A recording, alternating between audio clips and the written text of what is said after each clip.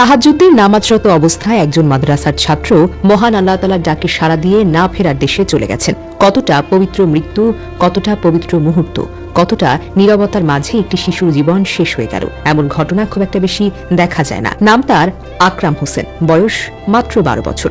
লক্ষ্মীপুর জেলার কমলনগর উপজেলার ফারুক হোসেনের সন্তান। লেখাপড়া করত নোয়াখালীর চাটখিলের বিষ্ণুরামপুর নুরানি হাফিজিয়া মাদ্রাসার হেফজ বিভাগে।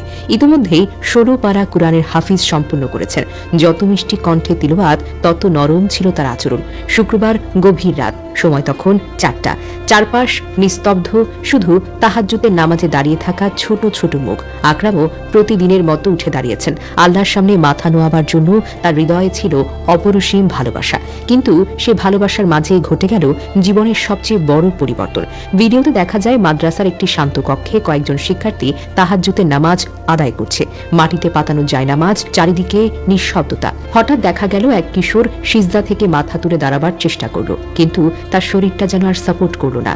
দুলছিল। হঠাৎ করেই মাথা ঘুরে গেল সামনে। তার পাশে থাকা ছাত্ররা চমকে উঠে দৌড় দিল। একজন তাকে কোলে তুলে ধরে ডাকলো, আকরাম ভাই, চোখ খোলো, শ্বাস নাও। কিন্তু তখন সবকিছু থেমে গেছে, কারণ ততক্ষণে আকরাম শেষ নিঃশ্বাস ছেড়ে দিয়েছে। এই দৃশ্য সামাজিক মাধ্যমে ছড়িয়ে পড়তে হাজারো মানুষ কান্নায় ভেঙে পড়ে। একটি তাজা ফুল, একটি অবুঝ হাসি, একটি মা বাবার স্বপ্ন এক মুহূর্তেই ঝরে গেল। তবু মাদ্রাসার ছাত্ররা তাকে দ্রুত উপজেলা স্বাস্থ্য কমপ্লেক্সে নিয়ে গেছেন, কিন্তু হাসপাতালের পথেই তার হৃদস্পন্দন থেমে যায়। ডাক্তার শুধু মাথা নিচু করে বলতে পেরেছেন, ছেলেটি আর নেই। শনিবার সকালে জানাজা শেষে তার ছোট্ট দেহটি পারিবারিক কবরস্থানে দাফন করা হয়। ইসলামে বলা হয়েছে যে ইবাদতের অবস্থায় মৃত্যুবরণ করে তিনি হলেন সৌভাগ্যবান।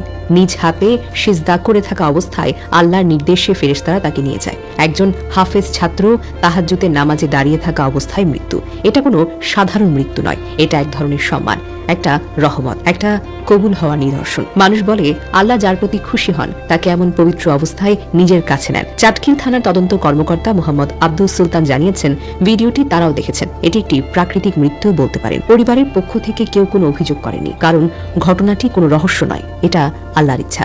আকরামের বাবা মা আজ শোকে ভেঙে পড়েছেন। একটি 12 বছরের শিশুকে দাফন করা এই পৃথিবীর সবচাইতে কঠিন কাজ। হে আল্লাহ, তাদের অন্তরে ধৈর্য দাও, তাদের বুকের ব্যথা হালকা করে দাও। এই শোক যেন ইমানের শক্তিকে সহ্য করতে পারে। আমরা জানি না কাকে আল্লাহ তাআলা কখন ডাকবেন, কিন্তু কিছু মৃত্যু থাকে যা আমাদের ইমানকে নাড়িয়ে দেয়।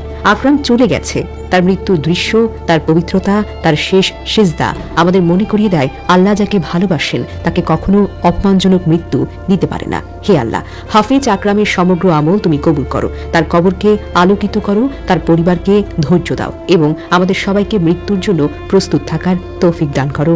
আমিন।